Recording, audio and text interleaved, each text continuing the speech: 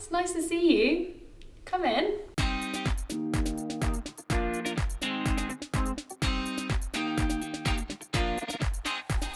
Reminds me of all the breast nights. On to the important stuff.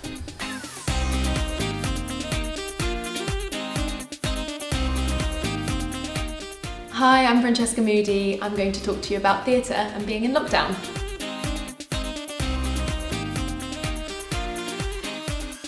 I spent a long time thinking I was going to be an actor. I trained at drama school. Then I discovered producing, and I haven't really looked back since. I sort of fell into it by accident. A series of happy coincidences with friends asking me to help them out on projects, and then before I knew it, I was producing a show at the Edinburgh Fringe Festival, where I had worked every year since I was 17 in some capacity.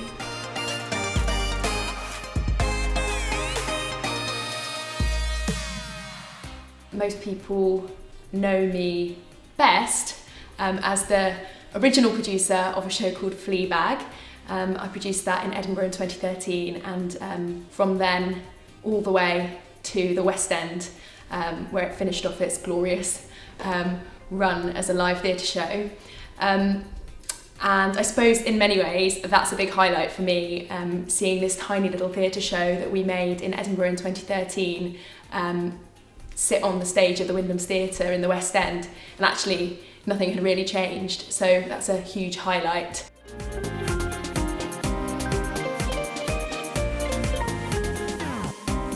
I remember when the theatres had to close really well, because I was about a week away from opening a show in the West End, a show called Baby Reindeer, which I'd produced at the Edinburgh Fringe Festival. I remember feeling frustrated and upset. Definitely had a feeling that all these kind of hard-won opportunities and plans were sort of unravelling very quickly.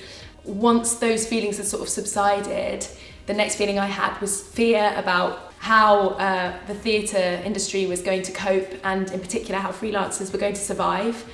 And that sort of energised me in many ways, and I started to have conversations with Phoebe about setting up a fundraising initiative to help people in our industry who've been affected by coronavirus.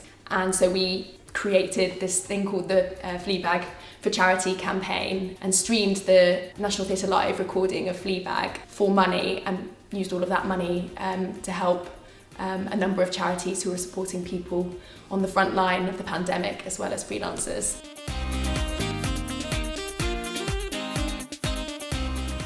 I absolutely think that theatre's going to bounce back. In many ways, I think now more than ever, people are craving that amazing live experience that theatre gives you.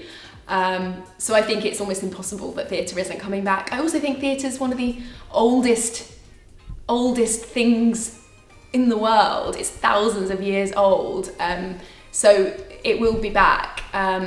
And you know, I think theatre plays a really important civic role in people's lives. It entertains and educates and transports, and we kind of need that for all the healing when the pandemic is over.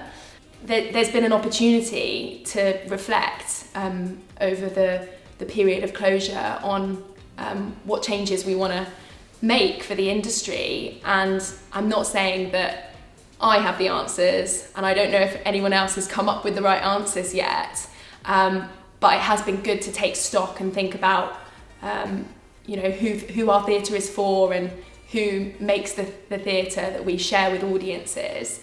And I think, you know, the big change and the really great thing about this time is that it's really galvanised theatres to think innovatively, and theatre makers to think innovatively about what their digital offering is.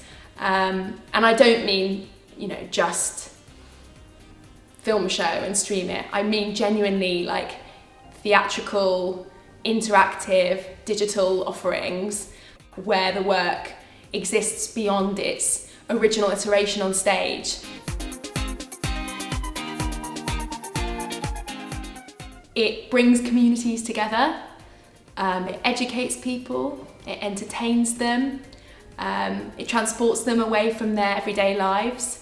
It's urgent, it can truly reflect back and explore the things that are happening to us right now and ask audiences to come on that journey with them. It's a really important part of our cultural heritage and our cultural capital. We're world-class theatre makers here in the UK. It's the source of talent, and everybody says this all the time, but it's really true. You know, your Netflix, your Amazon, what's on the BBC, the films you watch, your favourite actors and directors, they all started in the theatre. And so we need to protect the theatre and make sure it comes back, because we won't have our Netflix and chill if we don't support theatre.